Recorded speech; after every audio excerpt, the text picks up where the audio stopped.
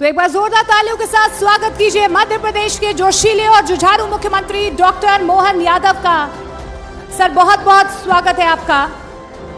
और इनसे खास बातचीत करेंगे हमारी सहयोगी रूबिका लियाकत।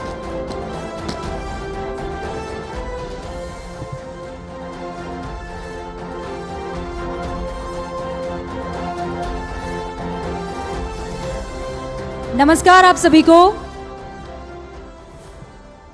बहुत देर से इंतजार ये तमाम लोग कर रहे हैं और इसलिए क्योंकि धारदार सवाल और उस पर आपकी बेबाक जवाब, ये अंदाज जो है उसके लिए बेइंतहा इंतजार हो रहा था। एक बार जोरदार तालियों से डॉक्टर मोहन यादव का स्वागत कीजिए। मध्य प्रदेश के मुख्यमंत्री बने लगभग 1.5 साल बीत चुका है। तो मोहन यादव जी से पहला सवाल ये कि 1.5 साल में अपने मध्य प्रदेश को कितना संवारा? देखिए, मध्य प्रदेश को लंबे समय से हमारी पार्टी के माध्यम से एक ये सशक्त प्रधानमंत्री श्रीमान नरेंद्र मोदी जी के नेतृत्व में इसने कई सारे सेक्टर में अपनी एक जगह बनाई हुई है। इसलिए ये मान के चलें कि हम केवल हमारा थोड़ा संशोधन कर देता हूँ, अभी 1.5 साल नहीं 1.25 साल है। तो ये आपके लिए, हमारे लिए, सबके लिए समय की गणना की, हिसाब किताब की बारीकियां भी चाहिए। लेकिन ये बात सही है कि ये 1.25 साल के अंदर यशस्वी प्रधानमंत्री के माध्यम से कई सारी ऐसी उल्लेखनीय उपलब्धियां भी हुई है जिसके आधार पर मुझे लगता है कि हाँ, हमें अपने 1.25 साल के काम के आधार पर थोड़ा तो संतोष है। यशस्वी प्रधानमंत्री के नेतृत्व में अभी पूरा जो टेन्योर होगा उसके बाद ही हम अपनी इस टेन्योर के ऊपर बात करेंगे। लेकिन ये बात सही कि इस दौर के अंदर अगर आप बात देखेंगे तो 20 साल से हमारा राजस्थान से पार्वती काली सिंध चंबल नदी योजना को लेकर झगड़ा चल रहा था। यशस्वी प्रधानमंत्री के आशीर्वाद से राज्यों के आपस के सौहार्दपूर्ण संपर्क बने, एक नया इतिहास इस तरह से लिखा गया है पीकेसी योजना के माध्यम से। 30 साल से हुकुमचंद मिल के मजदूरों का भुगतान नहीं हुआ। 7,000 मजदूर में से 2,000 लोग इस उम्मीद में मर गए कि उनका भुगतान होना चाहिए। परिवार के लोग आश्रय में बैठे, कई बूढ़े हो गए। परमात्मा की दया से यशस्वी प्रधानमंत्री के मौजूदगी में हमने वर्चुअल रूप से ही सही, लेकिन हुकुमचंद के मिल के सारे 7,000 श्रमिकों का सारा पैसा चुका करके हमने अपनी गरीबों के प्रति, महिलाओं के प्रति, किसानों की, युवाओं के प्रति जो धारणा यशस्वी प्रधानमंत्री ने जो 4 श्रेणी दी, चारों पे हमने काम करना प्रारंभ किया। मतलब कुल मिलाकर मोहन जी, आपने 1.25 साल में जो काम है वो 1.5 साल जितना कर दिया है। अब ये तो आपके हाथ में है, आप उसको 1.5 साल जितना बताओ या जैसा आप बताओ, लेकिन मुझे लगा कि आपके इस बात में थोड़ा संशोधन करना चाहिए। जरूर नहीं, बहुत अच्छा किया आपने। अब जरा देखते हैं कि 1.25 साल में जो बात आपने कही है वो चरितार्थ हुई है कि नहीं हुई है, तस्वीरों के जरिए। एक छोटा सा वीडियो आपके सामने।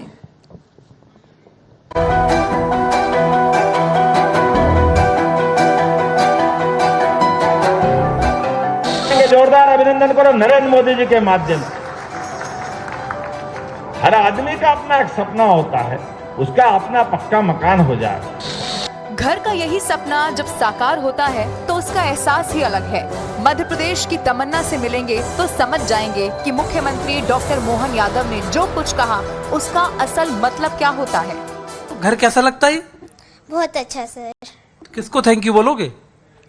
पापा को। पापा को थैंक यू बोलेंगे क्योंकि पापा ने एक अपनी छोटी बेटी को रहने के लिए खूबसूरत घर दिया है। मासूम तमन्ना पापा को थैंक यू कहती है, मगर खुद मम्मी पापा कहते हैं कि अगर मोदी ना होते तो ये सब कभी मुमकिन ना हो पाता। अभी नहीं सोचा था कि हमको एक मकान मिल पाएगा भोपाल में। वो तो मोदी जी की कृपा है, जिसकी वजह से हम लोगों को ये रहने को मिल गया। नहीं तो हमें ये सपना जैसा लग रहा था कि किराए से ही रहेंगे, कि कभी भोपाल में मकान बना पाएंगे कि नहीं बना पाएंगे। सर बोलते तो थे, लेकिन हमारा इतना इनकम नहीं था कि हम कर सकते थे। लेकिन मोदी जी की कृपा से इतना हो गया कि हमको घर मिल गया और हम अपने बच्चों को अब इस रह के अच्छे से पढ़ा लिखा सकते हैं और बढ़िया सी सोसाइटी है। भोपाल में भानपुर के खूबचंद और जमुना जैसे ऐसे लाखों माता पिता हैं जो नए आशियाने में अब बड़े सपने देखने लगे हैं।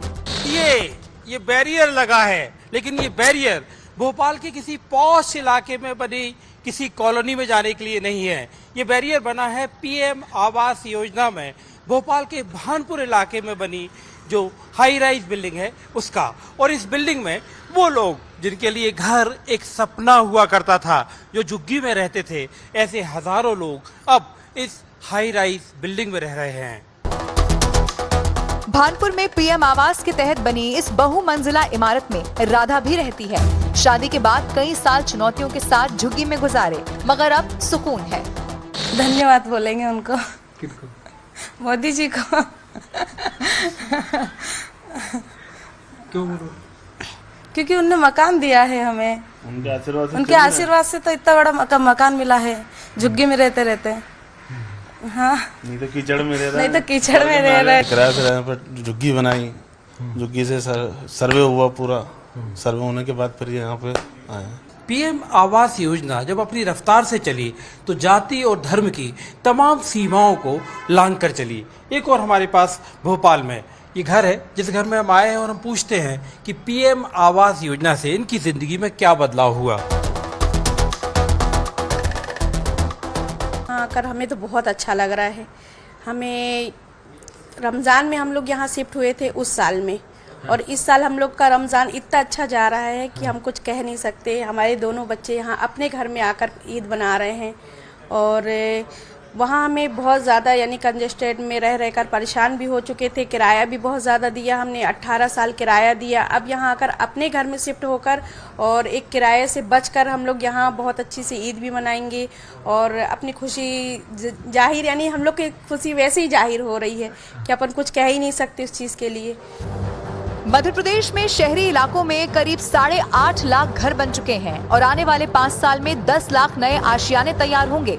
प्रधानमंत्री मोदी के इस मिशन को रफ्तार देने के लिए मध्य प्रदेश के मुख्यमंत्री मुस्तैदी से लगे हैं। प्रधानमंत्री आवास के माध्यम से मकान बनवाए, किस किसने बनवाया? हाथ खड़े करना। जिनके प्रधानमंत्री या ग्रामीण आवास बने हैं, बहुत हाथ खड़े करे, ताली वाली बजा दो प्रधानमंत्री जी के नाम पर। लेकिन कुछ नाम अभी रह गए, दोबारा सर्वे करा रहा है। जो बचे उनको भी प्रधानमंत्री आवास दिलवाने जाएंगे। जोरदार अभिनंदन करो नरेंद्र मोदी जी के माध्यम से। पीएम आवास योजना मजहब और जात पात के नाम पर सियासत करने वालों को भी जवाब है, क्योंकि यहाँ आशियाना हासिल करने के लिए ना धर्म का सर्टिफिकेट लगता है और ना ही जाति का। यहाँ बस जरूरतमंदों को पक्की छत मिलती है। देखिए, मैं तो एक खाली नाई था। प्रधानमंत्री जी ने मेरा सहयोग करा, उससे मेरे को ये मकान बनाना मेरे पॉसिबल में नहीं था। फिर भी उनके सहयोग से मैं आज ये मेरा घर जो है, घर नहीं है, ये मेरे सपनों का महल बना है। प्रधानमंत्री आवास योजना से जुड़ी ऐसी हजारों कहानियां हैं जो आशियाने के असल मायने बताती हैं, क्योंकि सरकार सिर्फ ईंट गारों से बनी इमारत खड़ी नहीं कर रही, बल्कि उन आंखों को नए सपने भी दे रही है जिन्होंने गरीबी में सपने देखने ही छोड़ दिए थे।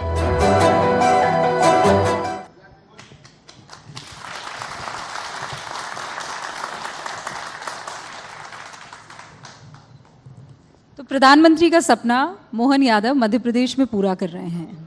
ये तो खूबसूरत मुस्कुराते हुए चेहरे थे, लेकिन मुझे पूरा यकीन है मुख्यमंत्री साहब के बहुत चैलेंजेस भी आते होंगे। क्या आप वो चैलेंजेस बताना चाहेंगे? क्योंकि जैसे एक डॉक्यूमेंट्री थी, एक सीरीज़ आई थी जिसमें ये कहा गया कि जिन तक मकान पहुंचना चाहिए उन तक कई बार वो मकान नहीं पहुंच पाता है। कागज़ों में तो आ जाता है, लेकिन पंचायत वेब सीरीज़ में आपने देखा होगा, और अगर वक्त मिला होगा तो आपने देखा होगा। क्या इस तरीके के चैलेंजेस मध्य प्रदेश में भी हैं? देखिए, मैंने तो देखी नहीं है क्योंकि मेरे पास टाइम भी नहीं है, लेकिन ये बात सही है कि आंकड़े बता रहे हैं कि प्रधानमंत्री आवास के माध्यम से यशस्वी प्रधानमंत्री ने जो सपना देखा वो गरीब की आंखें बता रही है, उनके बोल बता रहा है, उनके परिवार की भावनाएं बता रही है। अब ये कम बड़ी बात नहीं है, 8.5 लाख शहरी क्षेत्र के अंदर और 36,80,000 के आसपास ग्रामीण क्षेत्र में हमने मकान बना करके लोगों के गृह प्रवेश करा दिए। ये बहुत बड़ा आंकड़ा है अपने आप में, ये छोटा आंकड़ा नहीं है, बड़ी बात है। मैं तो विक्रमादित्य की नगरी से आता हूँ, उज्जैन से। उस काल के लिए कल्पना करते थे, भगवान राम के काल की कल्पना करते थे जब लोगों का अपना मकान सरकार के माध्यम से मिलता था। भगवान राम के काल में मिलता था, विक्रमादित्य काल में मिलता था। आज मोदी जी का समय है, मोदी जी दे रहे हैं, ये कितनी बड़ी बात है। इतना लंबे समय तक इन व्यवस्थाओं को चलाए रखना। गरीब आदमी जो आपके सामने बता रहे हैं कि झुग्गी झोपड़ी में क्या, कहीं ना कहीं हम तो किचन में ही रह रहे थे, एक छोटा किचन जो अभी उनको दे रहा है। और ऐसे केवल मकान नहीं, खाने के लिए राशन दे रहे हैं, गैस के लिए उज्ज्वला गैस कनेक्शन दे रहे हैं, सभी प्रकार की व्यवस्था जुटा करके हर आदमी की जिंदगी में ये वाकई अद्भुत समय है, स्वर्णिम समय है। नहीं, लेकिन चैलेंजेस हैं कि नहीं है? चुनौतियां हैं चैलेंजेस कि तो नहीं? कब नहीं रहेंगे। चैलेंजेस तो आप अपन बैठे, इसमें चैलेंज है। पता नहीं कौन सोच रहा था कि यहाँ बैठूं, आप आके बैठ गए, अब उनका क्या करेंगे। हमारे यहाँ चैलेंज आपके चैनलों के चैलेंज है। आप कह रहे हो हम बड़े, दूसरे कह रहे हम बड़े, अब इसका क्या करे, कौन करे, क्या मालूम कौन बड़ा, जो बड़ा सब बड़े ही बड़े, कोई छोटा नहीं। तो चैलेंजेस तो हर जगह है, राजनीति में बड़े सारे चैलेंजेस हैं। जरूर है, अब मेरे पे संकट मत डालना, बाकी तो आप बात करो जिससे। तो पहले से आपने मुझे सावधान कर दिया है। नहीं, मैं तो विक्रमादित्य जी का आपने जिक्र किया जी, बिल्कुल आप उस नगरी से आते हैं। अब आप बहुत जोर दे रहे हैं, मतलब अगर मैं गलत नहीं हूँ तो 12 से 14 अप्रैल तक विक्रमादित्य महानाट्य आयोजन हो रहा है दिल्ली में। आप विरासत और विकास इन दोनों को साथ ले जाने की ठान चुके हैं। देखिए, ये बात मैं तो मान के चलता हूँ कि मेरे से नहीं, माननीय यशस्वी प्रधानमंत्री के कार्यकाल से भी जोड़ के देखो। आपने पूछा मध्य प्रदेश का, मैं मध्य प्रदेश का बता देता हूँ। ये बात सही है कि हम जड़ों से जुड़ेंगे तो आगे बढ़ेंगे। जिस दिन जड़ों को छोड़ देंगे कोई पूछने वाला नहीं। भारत की जड़ों को अगर अपन देखेंगे तो हम अपनी उन सारी बातों का, जैसे विक्रमादित्य काल का आपने नाम लिया, आप बताइए 2000 साल पहले कोई शासनकर्ता खड़े होते हैं और अपने शासन में वीरता, धीरता, गंभीरता, न्यायप्रियता, दानशीलता, वो सारे गुणों से युक्त होकर के शासन की व्यवस्था के बलबूते पर इतने शासन की व्यवस्थाओं का इतना सफलता के साथ संचालन करते हैं कि उस समय के तत्कालीन आक्रांताओं ने जो देश भर में कब्जा कर लिया, सकों से देश को न केवल आज़ाद कराते हैं बल्कि सुशासन की स्थापना कराते हुए अपनी शासन व्यवस्था के एक एक निर्णय से जो आदमी तो आदमी विक्रम बेताल भूत को पकड़ ले, इससे बढ़कर क्या कोई शासनकाल करता होगा। अभी आप कभी मान के चलिएगा, हमारे जो माफ़ करना, ये जो हमारा विक्रम संवत आने वाला है 2082, हमारी गौरवशाली विरासत है कि हमारे यहाँ संवत को लाने के लिए किसी भी महापुरुष के जन्म से या मृत्यु से उसको संवत से नहीं जोड़ते, उसके पुरुषार्थ से जोड़ते हैं। और उनका पुरुषार्थ कितना है ये विक्रम संवत बताएगा कि विक्रम संवत के लिए जब उन्हें प्रारंभ किया, अपने पूरे भूभाग के लोगों से, पूरे देश के लोगों का सबका कर्जा उनने अपने कोष से चुकाया। ये विक्रम संवत प्रारंभ करने का इतना जिसके पास अपने सामर्थ्य होना चाहिए, इतना वो उनका देश धनी होना चाहिए।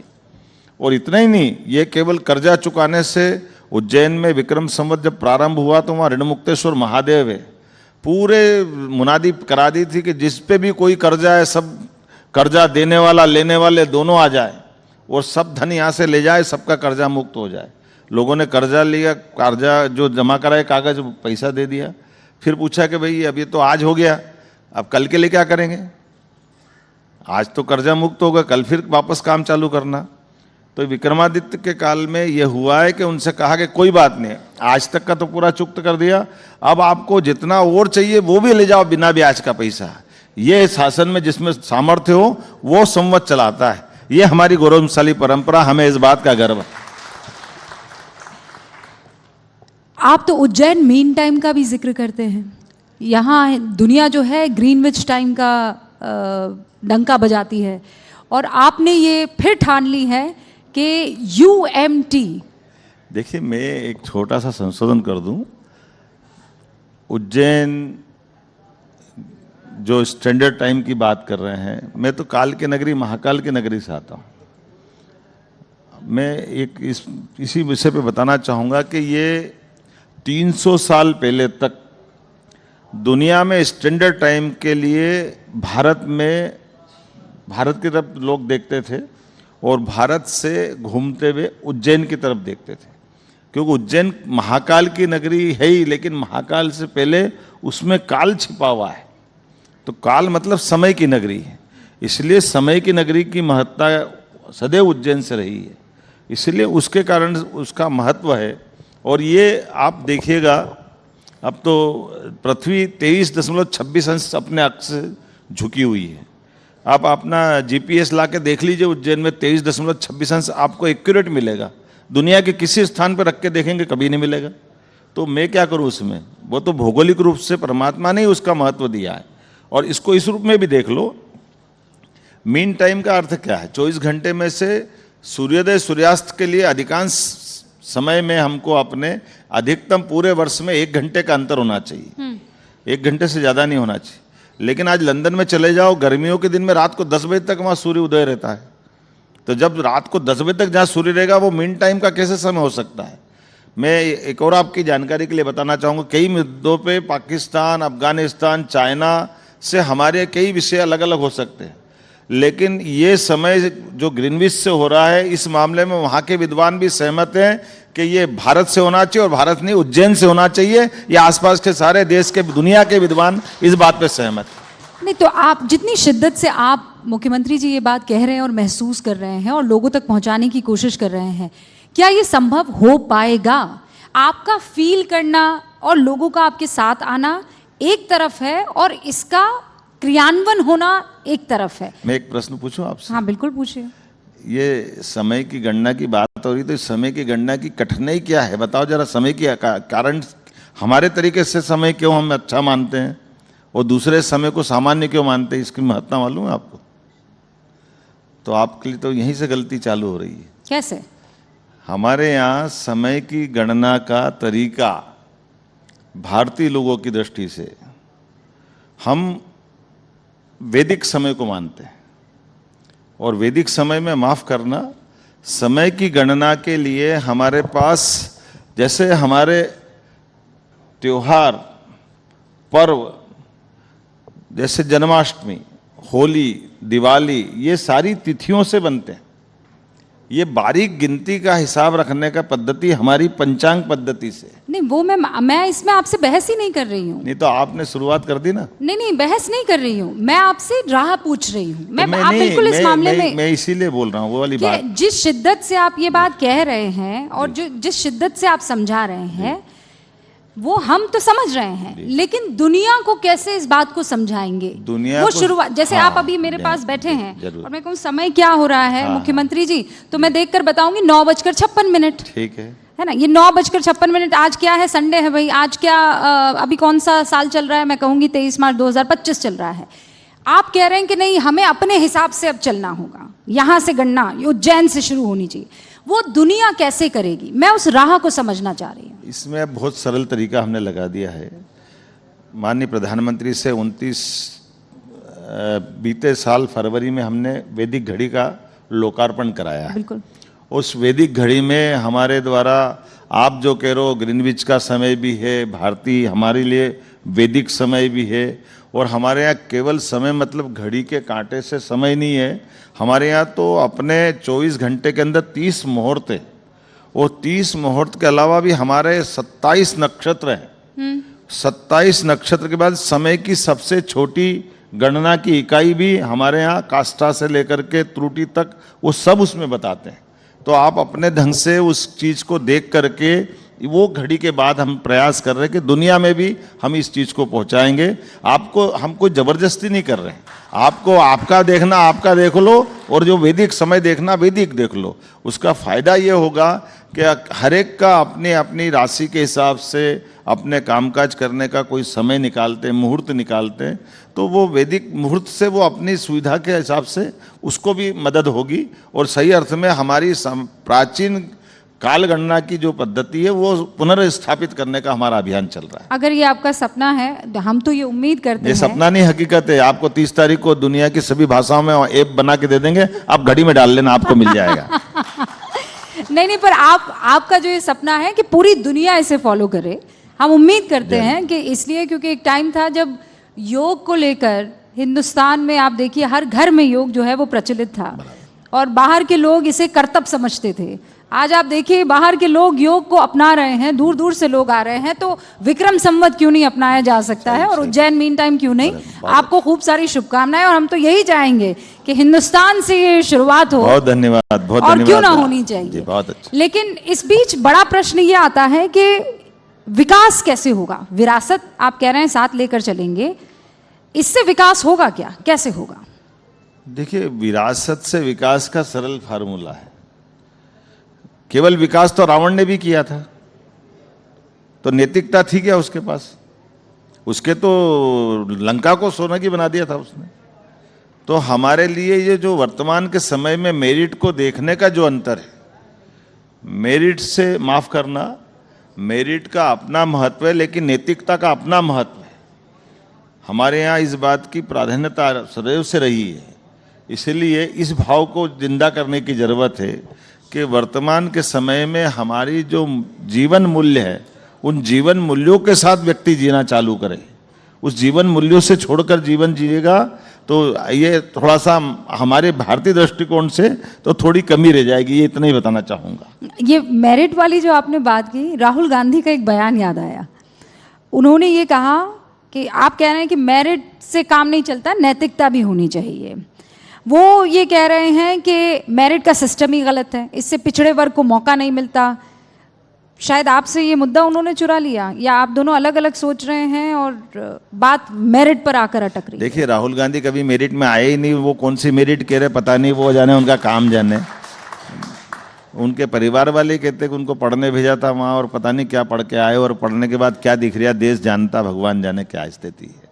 लेकिन मैं अपने तरह से ये कह सकता हूँ पक्का कि हमारे यहाँ जीवन मूल्यों के आधार पर जीने की जीवन शैली रही है, और जो उच्च आदर्शों के आधार पर जीवन जीने के जो प्रयास हो सकते हैं, उन्हीं आधारों पे हम अपनी मध्य प्रदेश के अंदर उन बातों को भी स्थापित कर रहे हैं जिन जिन कारण से, उदाहरण के लिए जैसे हमने कहा कि हमारे रिलीजियस टूरिज्म से बढ़ावा मिलेगा, तो रिलीजियस टूरिज्म में इस बात की गुंजाइश है कि हम कहेंगे कि हर बच्चे को शिक्षा से महत्व रखना चाहिए।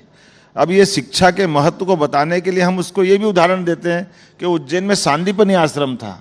भगवान कृष्ण ने कंस को 5000 साल पहले मारा, लेकिन शिक्षा की महत्ता के लिए वो कुर्सी पे बैठने के बजाय अगर वो शिक्षा ग्रहण करने आए तो हर एक व्यक्ति अपने परिवार के बच्चों को क्यों नहीं शिक्षा लेना चाहिए। तो इसमें ये जो पुराने अच्छे उदाहरण से आज भी समसामयिक रूप से जिनके आधार पर लोगों को अच्छे संदेश दे सकते हैं, वो विरासत पे हमको गर्व होना चाहिए। हाँ, विकास की बात है तो अब हमने कहा कि भाई पीएम एक्सीलेंस कॉलेज 55 जिलों में खुलना चाहिए। आते हमने अपनी सरकार के 1 महीने के अंदर निर्णय कर लिया कि नई शिक्षा नीति जो 2020 में लागू की है, उस शिक्षा नीति के बलबूते पर हमारे हर जिले के अंदर एक अच्छा आदर्श कॉलेज होना चाहिए। नहीं, पर परसेप्शन मोहन जी ये क्यों है कि आप लोग ये विरासत विरासत विरासत बोलकर हिंदुत्व को आगे बढ़ा रहे हैं, विकास पर ध्यान नहीं दे रहे। विपक्ष लगातार ये आरोप लगा रहा है कि हर कोई ये बताना चाहता है कि मैं बड़ा वाला हिंदू सीएम हूं। क्या इसमें तथ्य है, और नहीं तो आप क्या कहेंगे? आप बताइए, मैंने एक बार भी बोला कि ये आप ही बोल रहे हो, हम तो नहीं बोल रहे हैं। आपको हिंदुत्व से नफरत क्यों है? हमने कोई हिंदू मुस्लिम की बात ही नहीं कही। हमने तो कहा कि जो अच्छी बातें हैं उन अच्छी बातों को सबके सामने ला करके स्थापित करते हुए विकास के भी कारवा को बढ़ाएंगे लेकिन अतीत की अच्छाइयों को भी लाना चाहिए सामने। तो अतीत की अच्छाइयों को लाने में तकलीफ किसको होना चाहिए? नहीं, तो आप कह रहे हैं हिंदुत्व से नफरत, वो ये कह रहे। मैंने हिंदुत्व नहीं बोला, माफ करना, आपने बोला है। नहीं, नहीं, लेकिन मुझे लेकिन नफरत नहीं, मुझे आपने गर्व है सब- कि मुझे मैं हिंदू हूं। हाँ। मुझे इस बात में कोई संकोच नहीं। नहीं, पर आपने इस प्रश्न किया ना कि भाई आपको हिंदुत्व से नफरत क्यों है। जी। विपक्ष ये कह रहा है कि देखिए कुंभ, आपने कुंभ में जो है का बड़ा आयोजन किया है। अभी आप भी जानते हो उज्जैन में देखिए, भी। कांग्रेस की दुविधा, विपक्ष की दुविधा एक जैसी है। मैं आपको अतीत का उदाहरण बताता हूं। देश आजाद हुआ, सरदार वल्लभ भाई पटेल कौन सी पार्टी के नेता थे? कांग्रेस थे ना।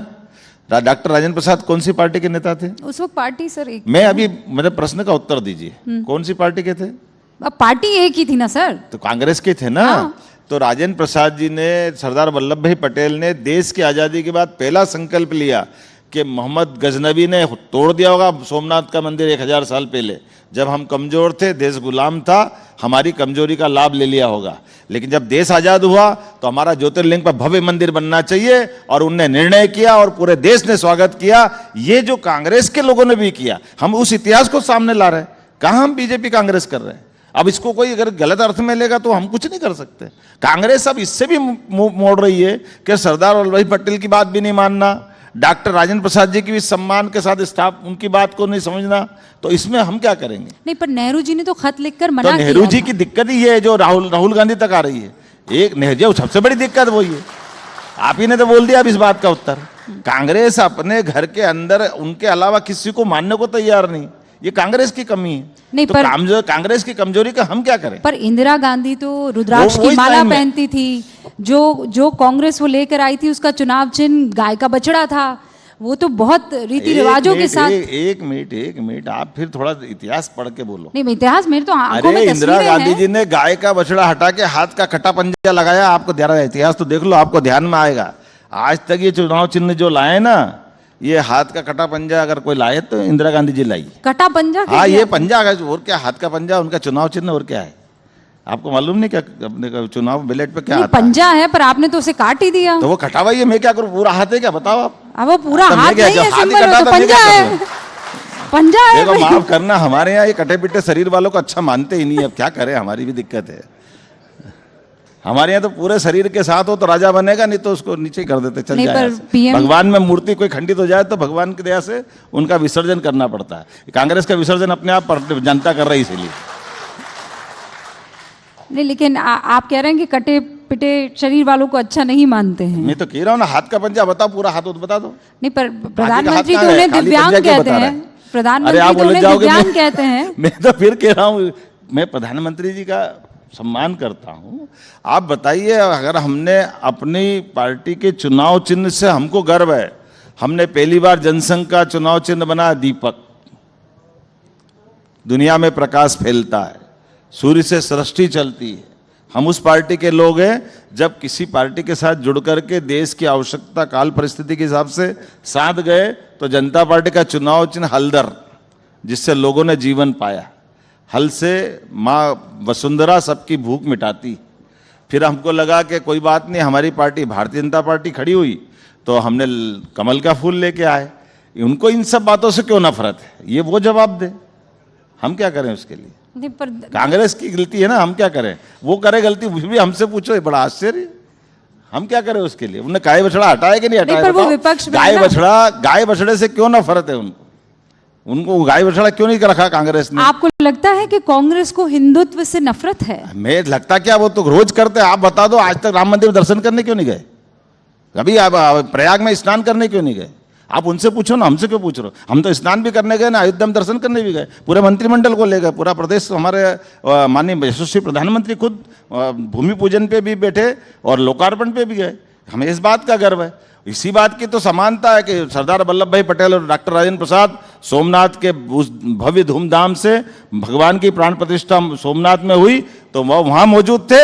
हमें गर्व है, आज सरयू के किनारे हमारे माननीय प्रधानमंत्री नरेंद्र मोदी जी मौजूद थे। इस बात का आनंद है। ये समानता की जरूरत है, इस बात की जरूरत है। अब बिहार में हम ये प्रश्न खड़ा करेंगे, फिर भागेंगे सामने वाले विपक्ष वाले।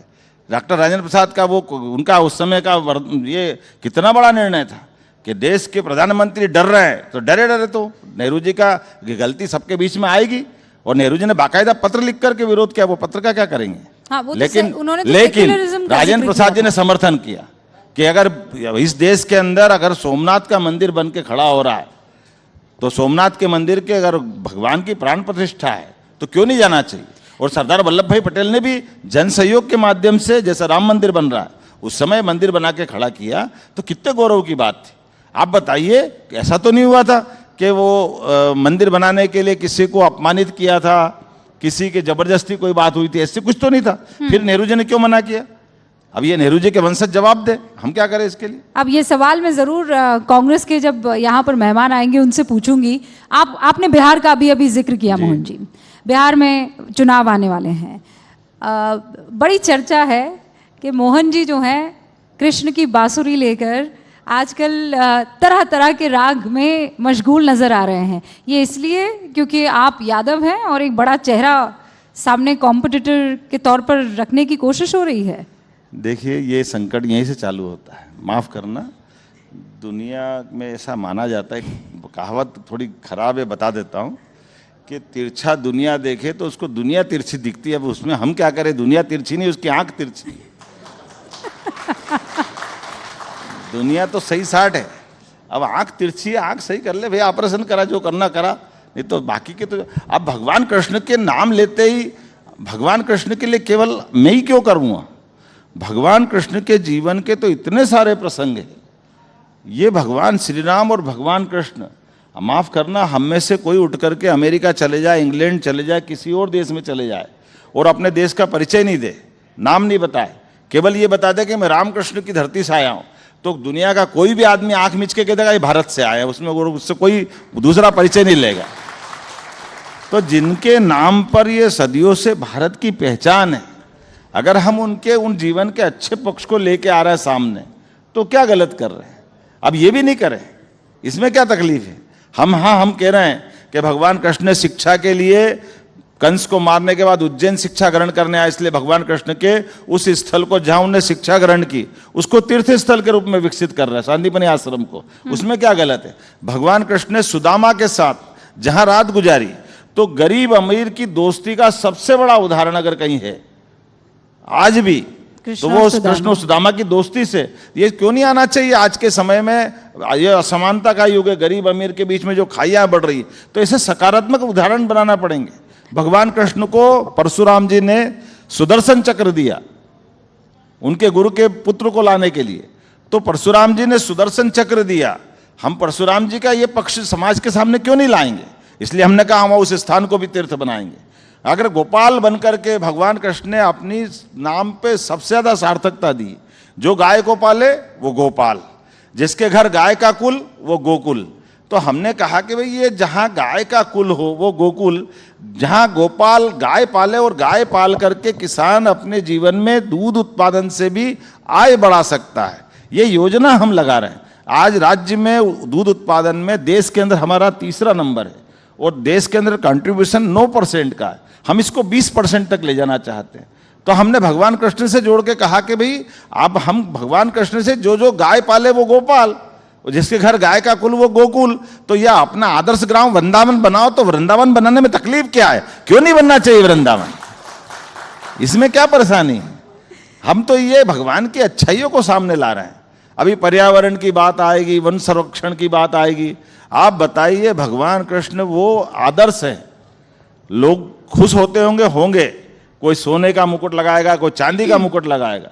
मुझे खुशी इस बात की है, भगवान मोर मुकुट में खुश है, इससे अच्छी क्या बात है? वो गांव की संस्कृति को धन्य मान के चलते हैं। ये आदर्श उदाहरण हमारे सामने। मोहन जी, आप इतना, एक तो इतना पढ़ते लिखते हैं, आप डॉक्टर हैं, आप हैं, अध्ययन आप इतना करते हैं, तो कई बार होता है ऐसा, आप जब बोल रहे होते तो दिल करता है अभी माइक रखो, सुन लो थोड़ा, उसके बाद सवाल करेंगे। लेकिन जो आप बातें बता रहे हैं, जैसे मैंने ये सुना विक्रमादित्य के बारे में, पहली मर्तबा मैं भी सुन रही हूँ कि उन्होंने कर्जा मुक्त कर दिया था। आप ये कह रहे हैं कि श्री कृष्ण, मतलब अलग अलग मुकुट पहनकर जो लोग वहां पर घूम रहे थे, आप ऐसा राज्य देखना चाहते हैं, ऐसा राम राज्य आप लोग लाना चाहते हैं। ये कैसे संभव हो पाएगा? आप जब ये बात कर रहे थे, मैंने कहा मध्य प्रदेश में पहले से करीब 3,75,000 करोड़ का कर्ज है। आप नए इंफ्रास्ट्रक्चर और डेवलपमेंट की बात कर रहे हैं, लेकिन ये कैसे संभव हो पाएगा? आप कैसे करेंगे? आपके बारे में जानकारी भी बता दूं थोड़ा सा, जो आपने बात निकाली इसी में से। कितने का कर्ज बताया आपने? 3,75,000 करोड़। सुनिए, हमारी सरकार 2002-03 के आंकड़े बताना चाहूंगा। 2002-03 के पहले कांग्रेस की सरकार 55 साल तक रही है। राज्य का बजट कुल हमारा 23,000 करोड़ का दिग्विजय सिंह की सरकार में था। इस साल हमारा बजट 4,21,000 करोड़ का है। यह हमारी प्रगति है। और दूसरा, इस साल का हमने अपना केवल पूंजीगत निवेश में, आपको मालूम है कि बैंक में भी आप अगर लोन लेने जाओ 10% आपको मिलाना है, तो 10% मिलाने के हिसाब से कुल 40,000 करोड़ हमने लिया है। लेकिन 4,21,000 करोड़ का बजट हमने दिया, 3.5 लाख का पिछले साल का था। तो 3.5 लाख में 30,000 का पिछली बार पूंजी अगर हम इन्वेस्टमेंट निवेश के लिए पैसा ले रहे हैं तो ये कर्जा है कि निवेश है। और इसके आधार पर मैं आपको आंकड़े बताना चाहूँगा। 1956 में मध्य प्रदेश बना, लेकिन 1956 में मध्य प्रदेश बनने के बाद उस समय गेहूं का रेट था 94 रुपये क्विंटल, और 2002-03 तक गेहूं केवल 600 रुपये क्विंटल था। तो उनके टाइम पे कुल 55 साल में 500 रुपये क्विंटल गेहूं का भाव बढ़ा। लेकिन हमारी सरकार में 2002-03 में 600 रुपये क्विंटल से अभी 2600 रुपये क्विंटल खरीद रहा है। ये हमारी सरकार काम कर रही है। तो ये कर्जा नहीं है, हमने आर्थिक व्यवस्था से मध्य प्रदेश को संपन्न सक्षम बनाया। 24 घंटे बिजली नहीं मिलती थी पहले, आज बिजली में सरप्लस है। मुझे इस बात की प्रसन्नता कि पूरे देश में सबसे सस्ती बिजली, आप दिल्ली में बैठे ना, दिल्ली की मेट्रो की ट्रेन भी चल रही तो मध्य प्रदेश की बिजली से चल रही है, आप दिखवा लेना। ये हमारे द्वारा दी जा रही है, ये मध्य प्रदेश सरकार की लाभ है। रेखा जी सुन रही होंगी इस बात को, हम उम्मीद करते हैं। लेकिन मैं कह रही हूँ रेखा जी बिजली में क्या, वो रेल में क्या करेगी? नहीं, रेल में नहीं, मैं कह रही हूँ मुख्यमंत्री है यहाँ की। तो मेरा कहना कि ये बिजली की उत्पादन, उन्होंने भट्टा बिठा दिया केजरीवाल और कांग्रेस ने, तो रेखा जी बेचारी सुधारेगी, अब क्या करेगी? रफू कर रहे हैं आप। लेकिन मोहन जी, आप कह रहे हैं कि भाई मैं बार बार कह रही हूँ कि आप विरासत से विकास की तरफ और विरासत और विकास को लेकर चलेंगे। टाइम्स अब बता रहा है, लेकिन मुझे लगता है आपका टाइम अब शुरू हुआ है। और जैसा आपने कहा 1.25 साल हुआ है, अभी आपको खूब सारी हम जो हैं दुआएं भी देते हैं और उम्मीद करते हैं कि मध्य प्रदेश को आप एकदम अव्वल दर्जे का राज्य बना दे। जाते जाते अंत में एक रैपिड फायर आपके साथ मैं करने वाली हूँ। आपको लाइन नहीं कहनी है, आपको शब्द कहना है। दोनों में से एक चुनना है। पहले आप कहिए हाँ, तो फिर मैं आगे बढ़ूं। हाँ, मैंने कहा हाँ कहे तो आप आगे बढ़ेंगे फिर। तो हाँ में तो हाँ ही है, उसमें ना कहा है। चलिए फिर, आपका पसंदीदा शहर कौन सा है, उज्जैन के भोपाल? भोपाल। उज्जैन से आते हैं और भोपाल पसंद कर रहे हैं? आपको क्या तकलीफ है? अरे भाई उज्जैन, क्योंकि उज्जैन अरे से भाई मुझे भी भोपाल में मोहब्बत है। सीएम है, हाँ। तो सीएम की राजधानी भोपाल है। उज्जैन वाले तो आप जरा मेरे गौर को करें। उज्जैन क्यों भेजना चाहती? दुश्मनों के दोस्त बताओ तो जरा मेरे को आप। उज्जैन तो आपका घर है, आपका पहला प्यार मेरा है, घर, मध्य मोहब्बत प्रदेश है। का घर, मध्य प्रदेश के सीएम होने के नाते से विनम्रता के साथ ये कहना चाहूंगा कि कोई भी सीएम अपनी राजधानी को ही अपना शहर बनाए, ये एक सामान्य परंपरा है। बहुत खूब। अच्छा, आपके आराध्य देव कौन है, भगवान शिव के कृष्ण? आराध्य देव कौन है, भगवान शिव के कृष्ण? मेरे आराध्य देव भगवान शिव है। आपको तकलीफ नहीं? अरे मैं सवाल पूछ रही हूँ और आप मैंने भी तो आपकी बात ही पूछ रहा हूँ। आपको सवाल अगर क्या कहते हैं उसे थोड़े मुश्किल लग रहे हैं तो आप मुझे कह सकते हैं, पर मुझे तकलीफ नहीं है। नहीं, मैं भी तो बता ही रहा हूँ। पर हाँ, आपको थोड़ा सा दुविधा में डालने में मुझे भी आनंद आ रहा है। मैं देख रहा हूँ, मैं तोल रहा हूँ आप कितनी दुविधा में डाल रहे हो। अच्छा, मोहन यादव को ज्यादा क्या पसंद है, राजनीति या अध्ययन? ये बड़ा उलझा हुआ प्रश्न है। मुझे सही अर्थ में तो अध्ययन का आनंद है और समाज सेवा का आनंद है। मैं जितनी सेवा करूं मुझे उतना अच्छा लगता है। ये वाला सवाल जो है मैं ऑप्शन में नहीं दूंगी, इसलिए क्योंकि और ज्यादा दुविधा में नहीं डालूंगी। लेकिन मोहन यादव का पसंदीदा मुख्यमंत्री आज की तारीख में कौन है आपके सिवा? मेरे पसंदीदा मुख्यमंत्री, अब मैं तो इसमें क्या बोलूँगा आपको? आप बोलेंगे। मेरी पसंदीदा मुख्यमंत्री नरेंद्र मोदी जी थे जब गुजरात के थे।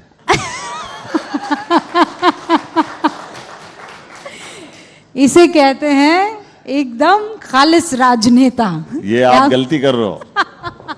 मैं आपको इसलिए बताना चाहूंगा कि यशस्वी प्रधानमंत्री जब तत्कालीन मुख्यमंत्री थे, मैंने उनके डाटा देखे जब वो मुख्यमंत्री बने तब के, उनके अलग अलग विभागों के मैं 3 दिन तक 3 बार गया हूँ गुजरात, और उनके काम करने की पद्धति, उनका सीएम ऑफिस, उनका बाकी सब चीज़ों पे काम करने का, और वो सारी चीज़ों को समझने के बाद इस जवाबदारी के साथ कह रहा हूँ कि अगर मुख्यमंत्री बन के सरकार चलाना है तो मैं कांग्रेस बीजेपी के बजाय सभी मित्रों से कहना चाहूँगा, वो माननीय मुख्यमंत्री तत्कालीन नरेंद्र मोदी जी का गुजरात का राज्य संचालन का तरीका देख ले, सबके लिए कुछ न कुछ मिलेगा। अच्छी इतनी सारी बातें हैं, मुझे इस बात का गर्व है।